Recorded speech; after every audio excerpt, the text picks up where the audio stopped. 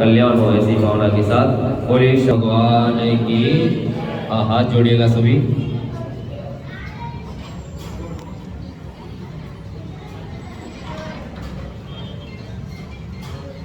ओम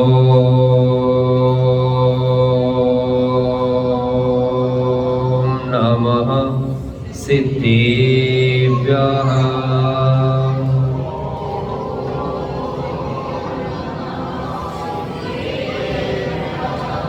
ओम नमः सिद्धेभ्यः।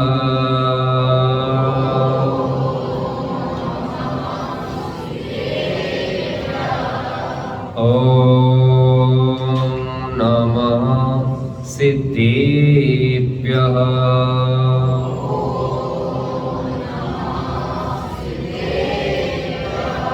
ओम नमः गुरुदेवेभ्यः।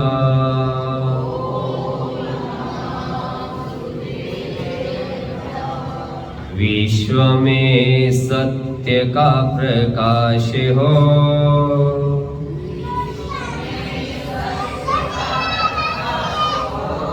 माँ भारती की वंदना करो।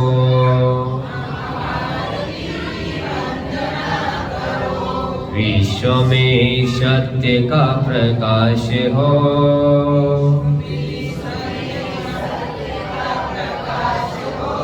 माँ भारती की वंदना करो। गुरु कृपा सदा साथ साथ हो,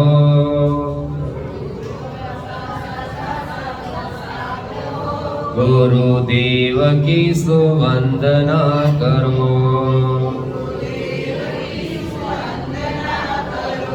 गुरुदेव की सुवंदना करो। बोलिए देवादिदेव प्रथम तीर्थंकर ऋषभदेव भगवान की। बोलिए वर्तमान शासन नायक महावीर भगवान की। गोरेगांव के मूल नायक श्री शांतिनाथ भगवान की। चैतन्य चमत्कारी चिंतामणि पारसनाथ भगवान की। 24 तीर्थंकर भगवान की। अनंतान सिद्ध परमेष्टि भगवान की। 10 लक्षण महापर्व की। उत्तम क्षमा धर्म। बंधुओं, आज पर्वाधिराज 10 लक्षण महापर्व का पहला दिवस है। आज हम धर्म की इस गाड़ी में 10 डब्बे की ट्रेन है। उस 10 डब्बे की ट्रेन में वर्षों के अंदर किए हुए पापों के प्रक्षालन के लिए उस ट्रेन में बैठ करके अपने पापों के प्रक्षालन को करने के लिए जाने अनजाने उद्योग में, आरंभ में, संकल्प में, विरोध में, जाने अनजाने जो मेरे द्वारा दोष हुए हो उनका प्रक्षालन करने के लिए उस ट्रेन की ओर आए हैं। बंधुओं, आज पूरे भारतवर्ष में 10 लक्षण की महाआराधना चल रही है। पूरे विश्व में 10 लक्षण की आराधना कर रहे हैं, पूजा हो रही है, आराधना हो रही है। लेकिन ये 10 लक्षण हम कितने साल से मनाते हुए आए। हम तो यही समझ रहे हैं कि 10 दिन भक्ति करना है, आनंद करना है, गरबे खेलना है, हौजी प्रतियोगिता करना है, इसके लिए 10 लक्षण है। लेकिन ये समझ नहीं पा रहे हैं ये महापर्व, ये 10 लक्षण हमारे जीवन में क्या शिक्षा दे रहे हैं। ये 10 लक्षण महापर्व हमें जीवन में जीवन जीने की कला सिखाते हुए आते हैं। और ये 10 दिन एक एक दिन की इस गाड़ी में हम बैठ करके मोक्षपुरी की यात्रा कर सकते हैं।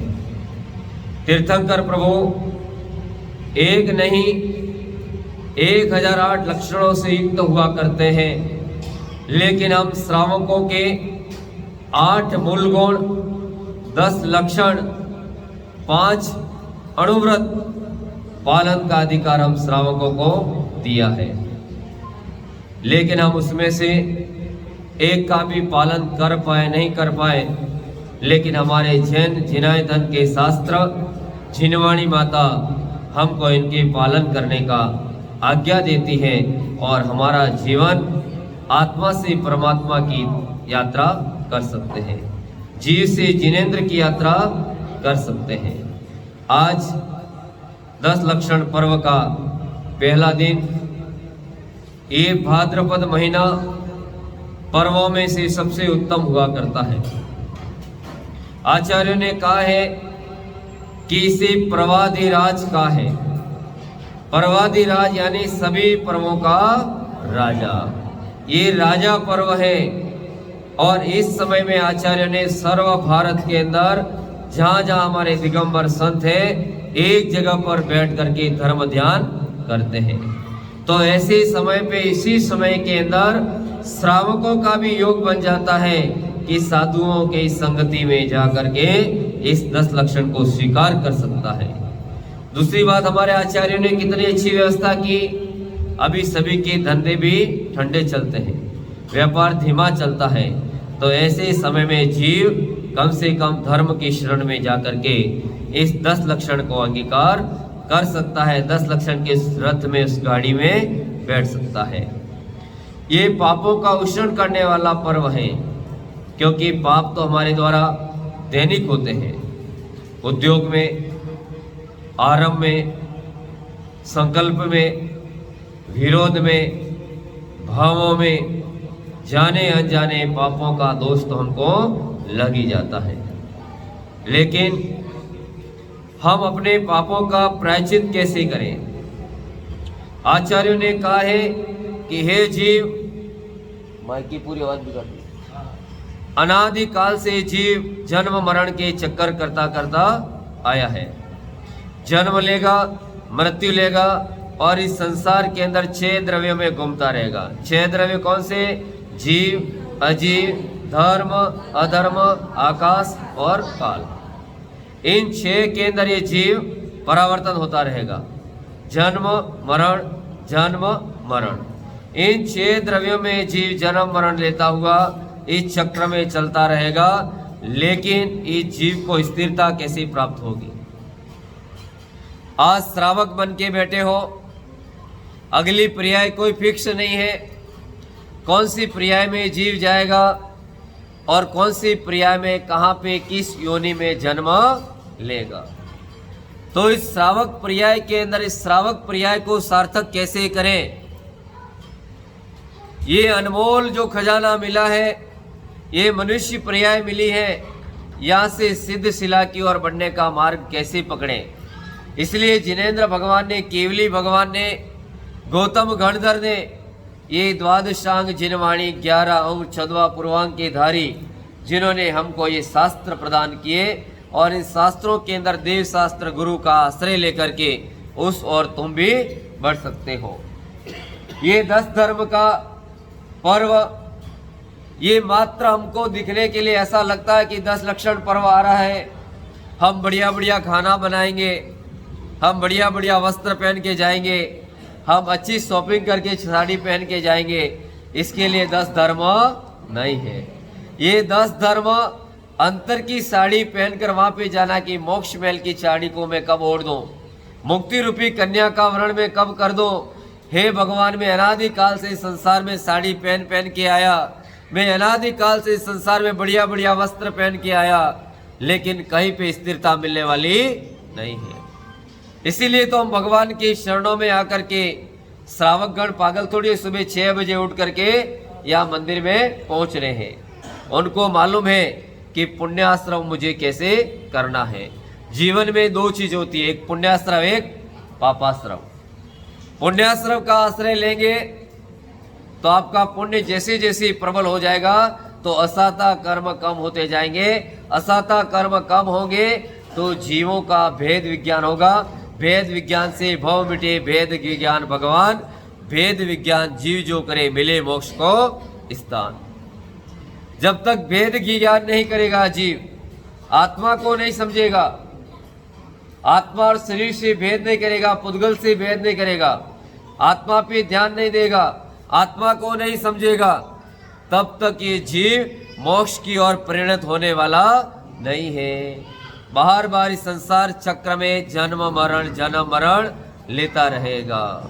मैंने आपको अभी एक उदाहरण से बताया कि पानी होता है, पानी बारिश होकर के धरती पर बरसता है, फिर उस पानी को हम बढ़िया छान के प्राशुद्ध करके पीते हैं। पुनः वो प्राशुद्ध होकर के वो पानी अनेक कणों से मलमूत्र में बन जाता है, मलमूत्र बन करके वापस वाष्प बन के ऊपर जाता है और वापस धरती पर आता है।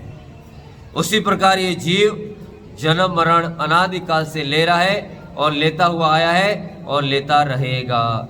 लेकिन हम उस जगह पे पहुंच गए हैं कि वहाँ से हम सीधे भगवत्ता को प्राप्त कर सकते हैं। हम भगवान आत्मा बन सकते हैं, हम भगवान स्वयं बन सकते हैं। हमारे धर्म में नौकर चाकर बनने की बात नहीं कही, मालिक बनने की बात कही। हमारे भगवान की लब्धियों का इतना प्रभाव है कि आज हमारे जैन धर्म के अंदर जन्म लेने वाले बड़े बड़े पद पर मालिक बन करके बैठे हैं।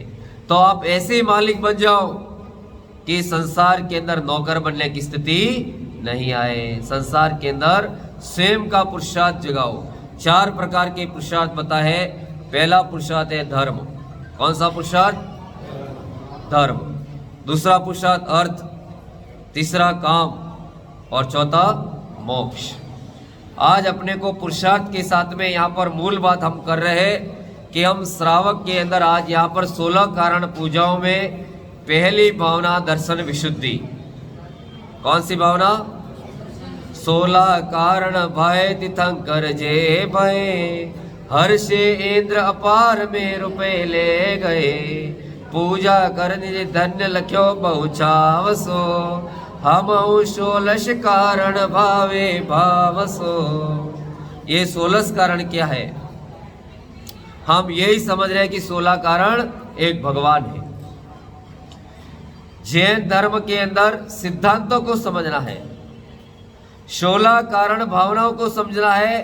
भावना तो बहुत हो गई, यहाँ पर एक भी नहीं है भावना तो बहुत है, लेकिन 16 कारण भावनाओं का चिंतन करने से आत्मा परमात्मा बन सकती है, तीर्थंकर प्रकृति का बंद कर सकती है। भगवान तीर्थंकर की माता 16 कारण भावनाओं का चिंतन करती है और 16 कारण भावनाओं का चिंतन करने से माता को 16 स्वप्न आते हैं। एक से एक दिव्य सपने आते हैं और माँ की कुक्षी में वो दिव्य संतान आती है और वो ही संतान तीर्थंकर भगवान बनती है।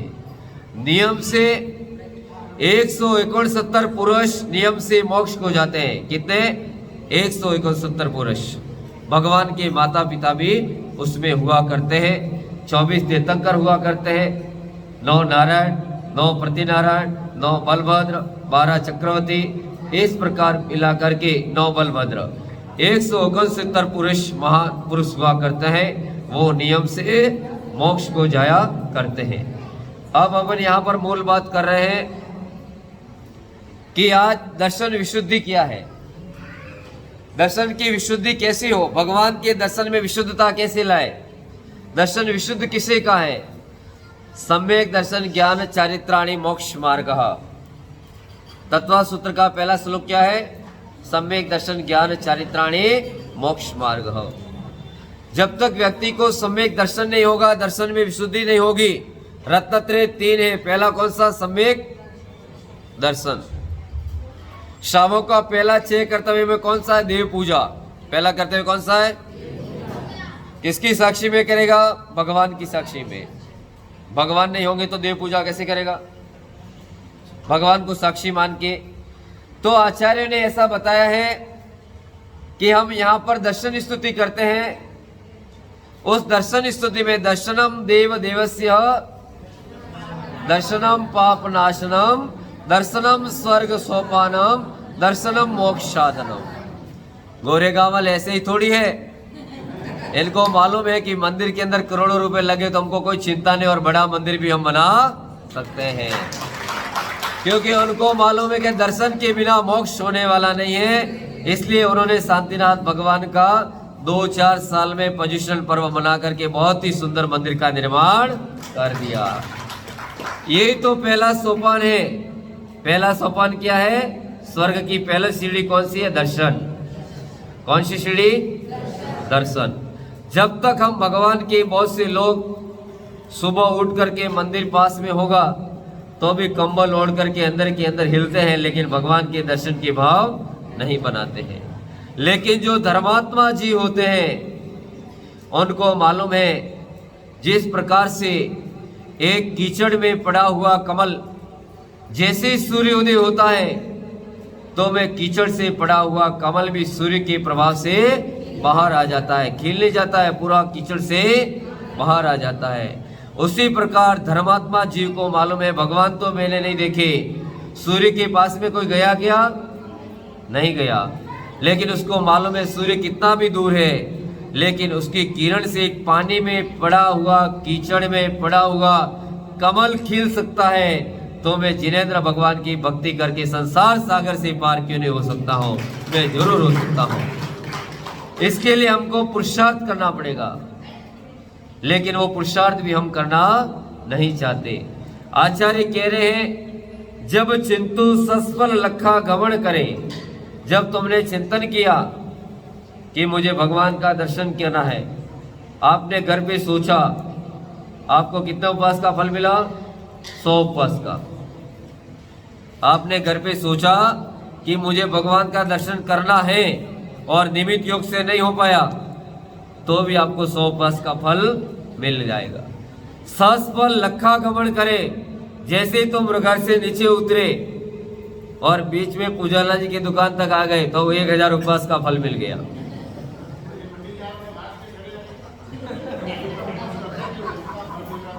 सुनो, अब उपवास किस लिए करते हैं वो भी समझाएंगे।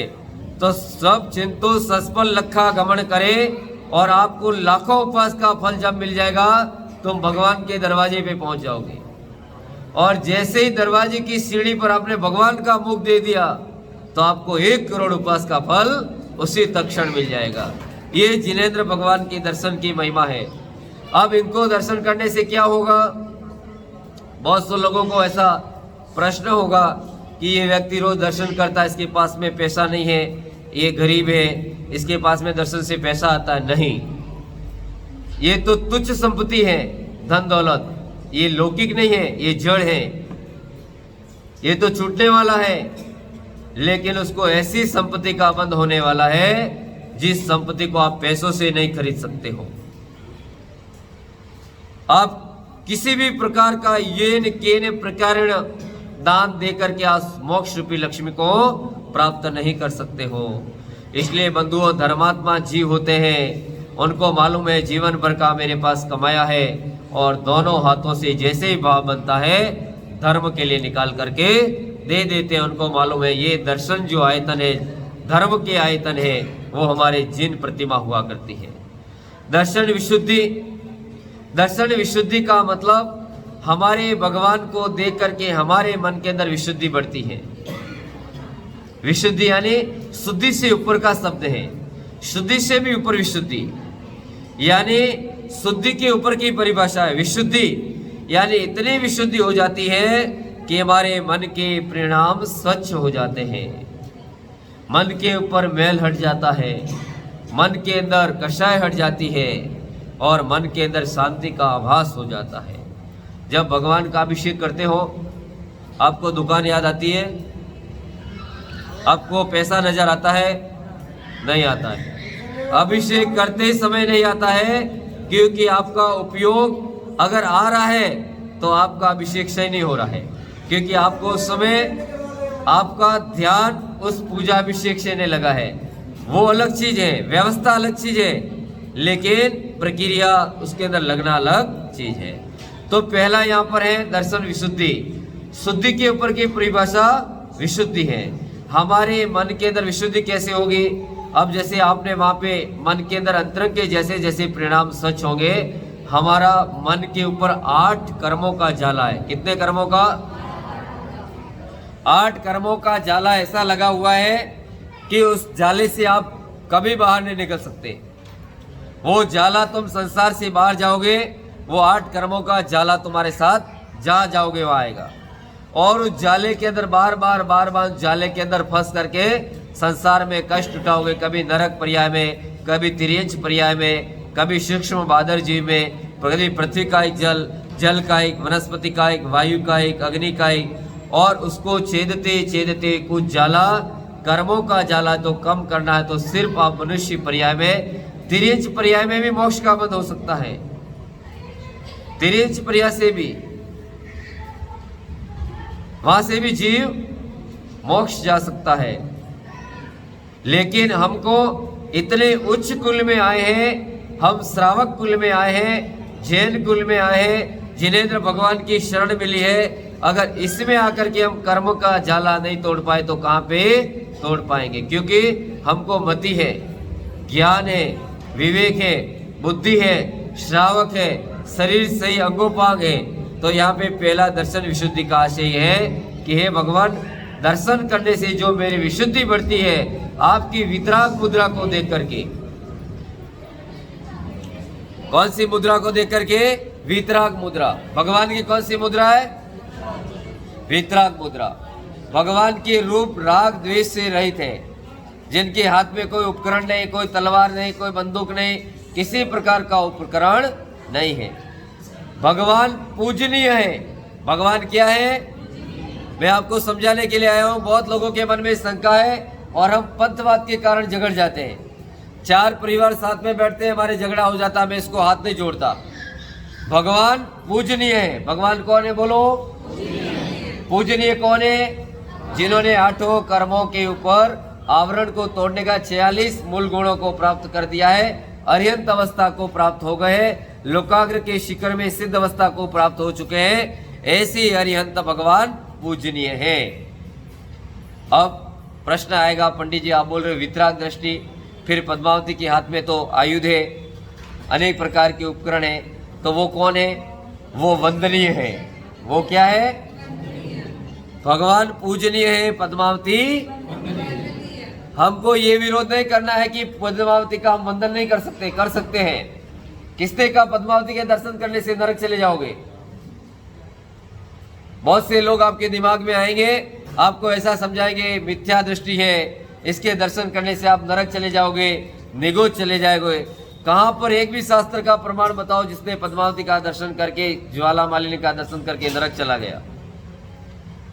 जो वंदन के योग्य हैं वो वंदनीय है, जो पूजा के योग्य है वो पूजनीय। हम खुद कह रहे हैं। तो भगवान जिनेंद्र की आराधना करना कभी कोई दोष का कारण नहीं है। जो पूजा के योग्य उनकी पूजा कीजिए, वंदन करने योग्य उनकी वंदना भी कीजिए।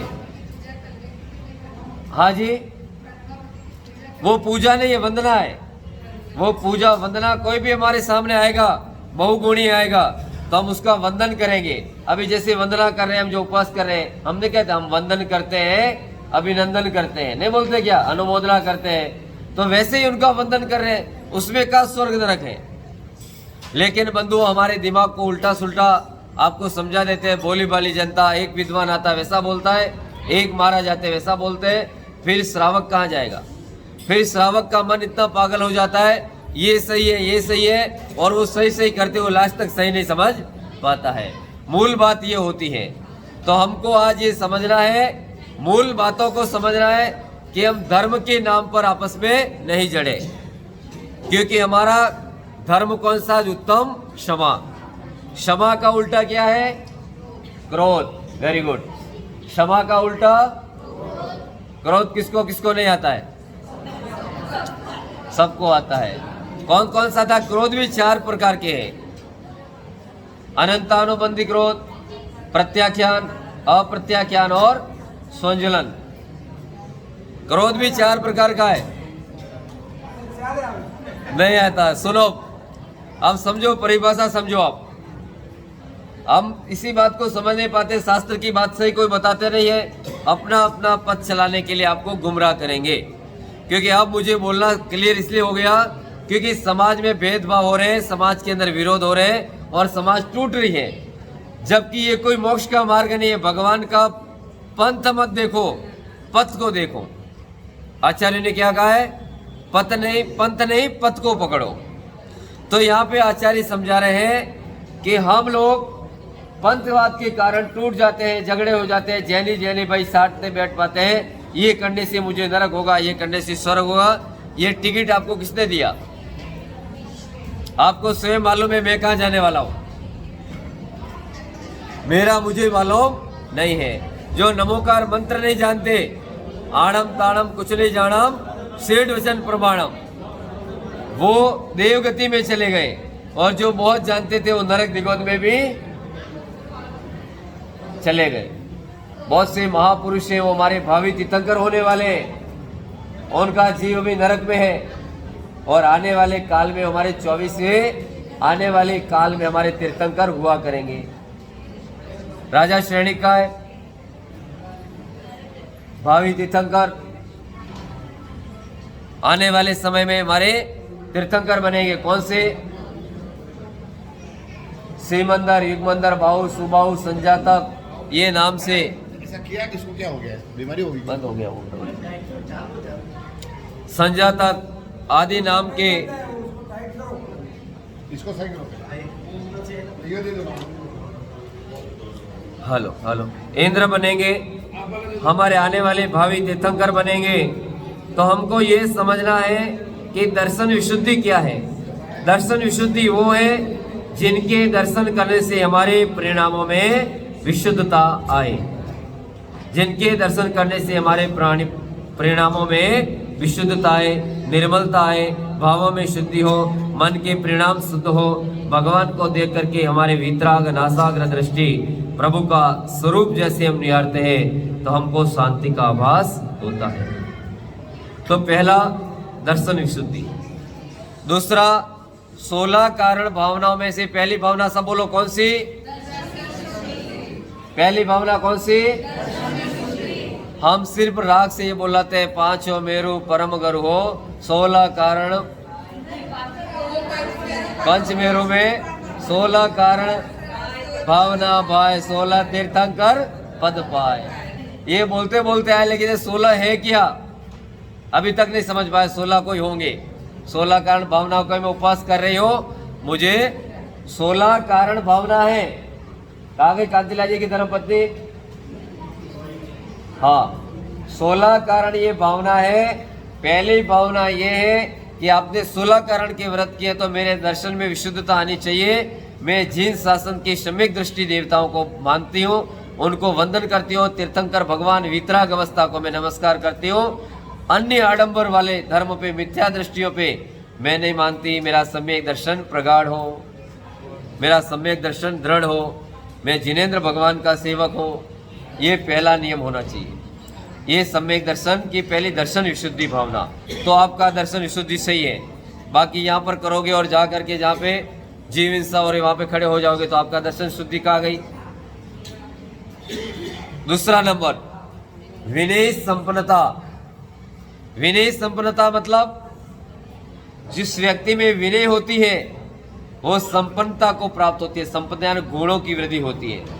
जो व्यक्ति नम्र होता है, झुकना जानता है, नम्रता से बात करता है, उस व्यक्ति को बहुमान प्राप्त होता है। भगवान ने जीवन में, आज हम उत्तम क्षमा धर्म को पढ़ रहे हैं, 4 प्रकार के क्रोध पे बात चल रही थी, वहां पे हमने छोड़ दी, माइक नीचे हो गया।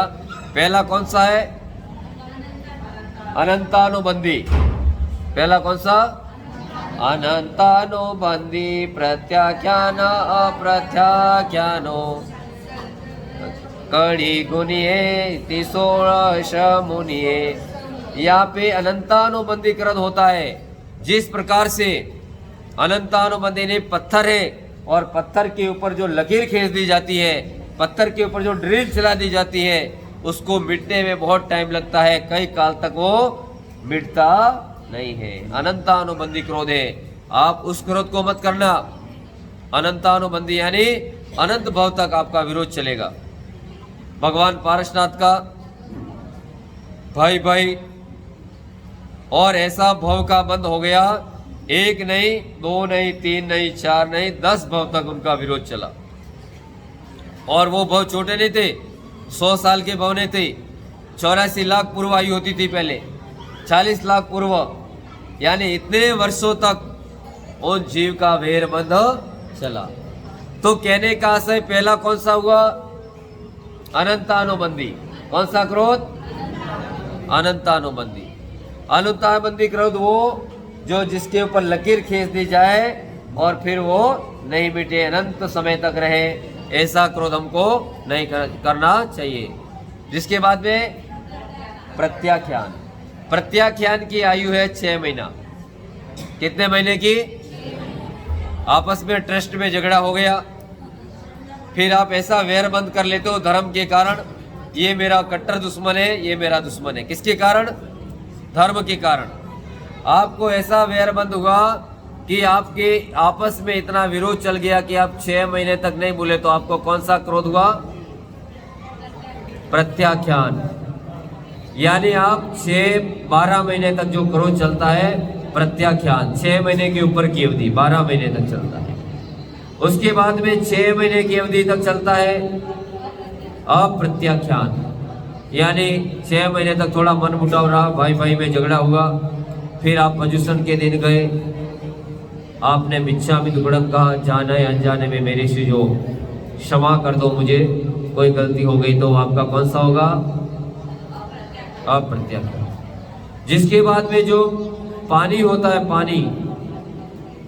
पानी के ऊपर एक लकीर खींचो, कितना टाइम तक ठहरती है? वो मुनि का क्रोध होता है। 1 मिनट में बोला और छोड़ दिया। तो ये 4 प्रकार के क्रोध बताए हैं। उसमें तुम ऐसा क्रोध का मत, अनंतानुबंधी क्रोध करोगे तो अनंतानुबंधी क्रोध का उल्टा वो आपके भाव में आपके वेर विरोध हो जाएगा। तो आपको अनंतानुबंधी क्रोध नहीं करना है। प्रत्याख्यान, अप्रत्याख्यान और संजलन। संजलन यानी मुनियों को जो क्रोध होता है, संजलन का, संजलन चौकड़ी मुनि। आप पढ़ते हो ना उसमें, किसमें? आलोचना में, आलोचना पाठ में। तो हे भगवान, मैं ऐसा क्रोध नहीं करो, मेरे अंदर क्षमा के भाव लाओ, और मेरे कारण जो 4 प्रकार के क्रोध बताए हैं उसके अंदर भगवान पारसनाथ जीव का उदाहरण ले लो। उसके भाई ने 1 नहीं 10 भवों तक उनके ऊपर उत्सर्ग किया, लेकिन पारसनाथ क्या कम थे? 1 भाव में इसको खत्म कर देते थे, इतने पुण्यशाली थे। लेकिन उनको मालूम था भाई का जीव है, क्षमा रूपी धर्म को धारण किया। आज विश्व के अंदर इतिहास में सबसे पहला अगर कोई युद्ध हुआ होगा तो पारसनाथ और कमट का युद्ध, जिसमें कभी भी पारसनाथ ने जीव की हिंसा नहीं की, न अपने परिणामों के अंदर, भावों के अंदर कोई उनके प्रति भाव खराब किया। तो इसके कारण पारसनाथ तो पारसनाथ बन गए और कमट का जीव नरक व निगोद में चला गया। सामने वाला कर रहा है, करने दो। अपने को भूलवश कह दिया है, कुछ कह दिया है, तो हमको क्षमा रूपी जल से, जो हमारे जैन धर्म का पहला सिद्धांत है, भगवान आदिनाथ ने 10 लक्षण धर्म में क्षमा करना सीखो। यहाँ पूजा के अंदर एक श्लोक आया है जिसके अंदर बहुत ही सुंदर बात लिखी है आज आपने 10 लक्षण पूजा में, जिसके अंदर आचार्य बता रहे हैं कि 10 लक्षण पूजा के अंदर उत्तम क्षमा रूपी जो पहला गाड़ी है, पहले 10 धर्म की ट्रेन है, जो जी क्षमा करना सीख गया उसके जीवन में कभी विरोध नहीं होगा। कैसे? आपके घर का वातावरण भी बढ़िया होगा। किसने कुछ कहा, 2 मिनट सुन लो, 2 मिनट के बाद सब ठीक हो जाएगा। जिसको क्षमा करना नहीं आ रहा है उनके परिवार टूट जाएंगे। आज परिवार टूट रहे हैं, कोई मारता पीटता नहीं है, लेकिन सिर्फ अपने अंदर वो समाहित करने की क्षमता खत्म हो चुकी है। हमारा माइंड इतना गर्म हो चुका है, हम इसी वर्तमान की चकाचौंध में है कि हम किसी को क्षमा करना नहीं चाहते, बाकी प्रत्युत्तर में प्रत्युत्तर देंगे तो क्या बंद होगा? वैर बंद होगा। तो 10 लक्षण पर्व के अंदर हमको समाज और जीवन में जीने की कला सिखाई जाती है। पहला कौन सा? उत्तम क्षमा। हम पारसनाथ भगवान से चरित्र से ये सीखे कि भगवान पारसनाथ ने एक भाव में नहीं 10 भाव में भी कहीं पर प्रत्युत्तर नहीं दिया, क्षमा से उसको स्वीकार किया। अगर ऐसा होता भी है किसी के परिवार में तो आपको उसको कैसे स्वीकार करना है? तो जैन दर्शन ये कहेगा, जिन लोगों की शादी हो जाती है ना तो वो लोग ऐसा समझते कि बहुत भाग्यशाली है, लेकिन जैन दर्शन ये कहता है कि वो भाग्यशाली नहीं है, उसका पुण्य कुछ कम है।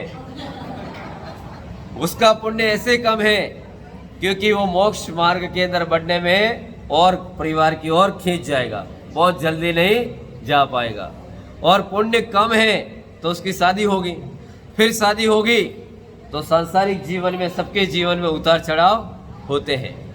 तो उस समय इस व्यक्ति को अगर ऐसा हो रहा है तो उसको ये विचार करना, इसका मेरे पूर्व जन्म का कर्जा है वो मुझे पूरा करना है।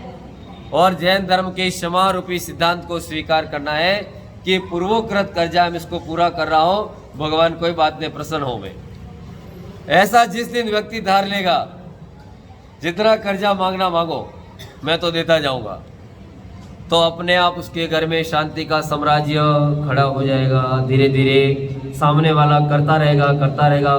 कमंड जैसा जीव 10 भाव में ओले गोले हाथी की प्रिया में कि उपसर्ग कर करके थक गया, पारसनाथ का भगवान जीव बन गया, तो मैं क्यों नहीं बन सकता हूं? तो हमको उत्तम क्षमा धर्म को समझना है। ये क्षमा क्या है? बस हम क्षमा कह देते हैं, जिनसे झगड़ा नहीं है उनको मिच्छामि दुक्कड़म कहते हैं, और झगड़ा है उसके सामने से मिच्छामि दुक्कड़म नहीं कह पाते। ये क्या है? जैन दर्शन की मूल बातों को समझो। आज हम उत्तम क्षमा को समझ रहे हैं। क्षमा वीरस्य भूषण, आचार्य कहते हैं क्षमा वीरों का भूषण है। कायर लोग क्षमा नहीं मांग सकते क्योंकि उनके अंदर मत भरा हुआ है, क्रोध भरा हुआ है, अहंकार भरा हुआ है, मान भरा हुआ है। वो ये समझता है कि ये मैं कर रहा हूँ, मैं कैसे झुक सकता हूँ, मैं इसके सामने कैसे हाथ जोड़ सकता हूँ, मैं छोटा हो जाऊंगा। लेकिन जो वीर व्यक्ति होता है वो कहता भाई तू बड़ा मैं। हम जैनों को यही सिद्धांत से जीना चाहिए, मोह नहीं लगना चाहिए, ज्यादा मोह नहीं लगना चाहिए। आराम से काम बनता हो, क्षमा करके निकल जाओ। इसी की बदौलत हम बड़े बड़े व्यापार चला पाएंगे, क्षमा को धारण करके प्रेम से। तो जैन धर्म का पहला सिद्धांत उत्तम क्षमा। आपको श्रेणिक चारित्र ग्रंथ किसने पढ़ा यहाँ पर बैठे हुए लोगों में? श्रेणिक चारित्र। श्रेणिक का जीव वो अन्य धर्म का अनुयायी था, और रानी सेलना उनकी पत्नी थी, राजा चेटक की पुत्री थी, त्रिशला की मौसेरी बहन थी। और वो जिस समय राजा श्रेणिक को लगा कि वो अन्य जाति की थी और ये जैन धर्म की थी, दोनों की इंटर में शादी हुई थी, तो ये जैन धर्म को मानने वाली थी, वो अन्य धर्म को मानने वाला था। तो दोनों के घर में कभी धर्म को होकर के बहस होती थी कि मेरा धर्म ऐसा है और मेरा धर्म ऐसा है। ध्यान से सुनना, ये बात बहुत लोगों को मालूम नहीं होगी। और जब दोनों के बीच में धर्म की चर्चा होती थी तो रानी शीलना कहती थी कि मेरा जैन धर्म से बड़ा कोई धर्म नहीं है। लेकिन ध्यान रखना, जब आदमी घर का होता वो उसी की बात पे कटाक्ष करेगा। वो जैन धर्म को मानती थी तो वो और धर्म को मानता था, उसके बीच में, दोनों के बीच में वो कहता था कि जैन धर्म से बड़ा मेरा बौद्ध धर्म। तो उसने एक बार क्या किया, उस एक जंगल में एक मुनिराज यशोधर नाम के महामुनिराज बैठे हुए थे, और उसको लगा कि रोज कहती है मेरे मुनि दिगंबर हैं, मुनिराज हैं, ऐसे है, और उनके गले में एक मरा हुआ सर्प डाल करके आ गया। किसने डाला? राजा श्रेयांश ने। और मरा हुआ सर्प डाल करके इसलिए आया कि इससे ये डर करके भाग जाएगा। लेकिन मुनि हमारे जब उपसर्ग हो जाता है तो ध्यान में लीन हो जाते हैं, उपसर्ग को हटाते नहीं, डरते नहीं, क्योंकि उनको मरने से कोई डर नहीं है। वो अपने ध्यान में लीन हो जाते हैं। तो फिर वो घर पे आकर के राजा श्रेणिक अपनी पत्नी से कहता, तो जिस धर्म की बहुत बड़ी बड़ी बात करती है, आज उसके गले में मैंने मरा हुआ सर्प डाला है और वो तो वहाँ जगह छोड़ के कहीं भाग गया होगा। तो रानी कहती है, हे स्वामी, अगर मेरे गुरु होंगे, मैं जिनेंद्र भगवान को मानने वाली हूँ, तो वो वहाँ से नहीं गए होंगे और वहीं पे बैठे होंगे। दोनों के बीच में वाद विवाद होता है। वो बोलते हैं नहीं, ऐसा नहीं हो सकता, वो वहाँ से छोड़ के चले गए होंगे। तो फिर ऐसी बात जब उनको कहते तो वो कहते चलो स्वामी, अपन दोनों जाते हैं और उनको देखते हैं। और दोनों जंगल में जाते हैं और वो यशोधर नाम के मुनिराज वहाँ पे ध्यान में लीन थे। और फिर उनके वहाँ पे जा कर के उन्होंने उनके पास में चींटियों को शक्कर डाली, फिर वो मरा हुआ सर्प लकड़ी से नीचे उतारा। फिर उसके बाद में मुनिराज का जब ध्यान खुला तो दोनों को धर्म वृद्धि का आशीर्वाद दिया। तो राजा को ऐसा लगा कि कैसे क्षमावान गुरु है, जिनके ऊपर मैंने मरा सर्प डाला वो भी मेरे को वैसा ही आशीर्वाद दे रहे और शिला को भी वैसा ही आशीर्वाद दे रहे।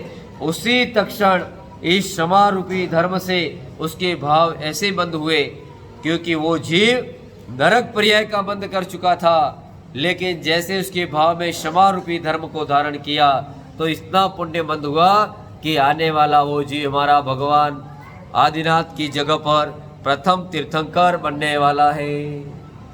जो आने वाला काल है उसके अंदर वो ही जीव मर करके आने वाले 24 के अंदर प्रथम तीर्थंकर बनेगा। किसके प्रभाव से? उत्तम क्षमा के प्रभाव से। तो हमारे शास्त्र ये कह रहे हैं कि हमको उत्तम क्षमा रूपी आज धर्म है। आज विचार करना कि हम 10 दिन पर्युषण मनावें और जिससे हमारा झगड़ा हुआ है उनको मिच्छामि दुक्कडम कह के छोड़ दें। नहीं, जीवन भर के लिए। एक बार की बात है, उदयपुर में 2 भाई थे, 20 साल से नहीं बोलते थे, और निमित्त ऐसा बना, वहां पे पर्युषण के लिए मैंने ऐसा ही प्रवचन दिया, और निमित्त से एक भाई रोज अभिषेक की तैयारी करने के लिए आता था, और योग से दूसरे भाई ने शांति धारा की बोली ले ली। अभी कुछ लोगों ने मुझे बताया, पंडित जी इनका भयंकर झगड़ा, 20 साल से बोलते नहीं है, और भूल में वो तो उनकी तैयारी में थे और वो कलश कर रहे थे और उसके कलश में वो धारा दे रहे थे। तो मैंने कहा भरत बाहुबली का मिलन हो गया। तो सब लोगों ने जोर से तालियां बजाई और दोनों रोने लग गए, और इतने रोने लग गए कि दोनों के आंसू में देखने जैसा माहौल था। सेक्टर 14 की बात है, और छोटा भाई बड़े भाई के पैर में गिर गया और दोनों घरवाली भी रोने लगी, दोनों बैठी हुई थी। और उन्होंने भाव बनाया कि आज से पंडित जी हमारा विरोध समाप्त, क्योंकि अब अलग हो गए, कुछ झगड़ा है ना, छोटी बात के लिए झगड़ा हो गया और उसको लेकर के हम अभी तक झगड़े में चल रहे, हमारा विरोध आज से समाप्त करते हैं, और गले लग गए। तो पर्युषण पर्व मनाना तब सार्थक होगा, सिर्फ ये तालियां बजाने से नहीं, बहुत बड़ा आयोजन करने से नहीं, किसी के माँ बेटे से झगड़ा हो, भाई भाई से झगड़ा हो, यहाँ पे बैठे हुए लोगों सुनना, कर्म बंध को छोड़ने का बहुत ही सुनहरा अवसर है। तो ऐसे समय पे भाव के अंदर ऐसी निर्मलता लाना कि मेरा कोई विरोधी नहीं है, आपके असली शत्रु तो 8 कर्म है। कौन है? ये घर वाले आपका कुछ नहीं बिगाड़ेंगे, न संवारेंगे, न साथ आएंगे, ये तो सिर्फ लौकिक व्यवहार में जाएंगे, तब अकेले जाना है। तो 8 कर्म आपके साथ आने वाले हैं। तो आज उत्तम क्षमा धर्म को आप जीवन में धारण करें। ऐसी मंगल भावना के साथ बोलिए उत्तम क्षमा धर्म की, बोले 24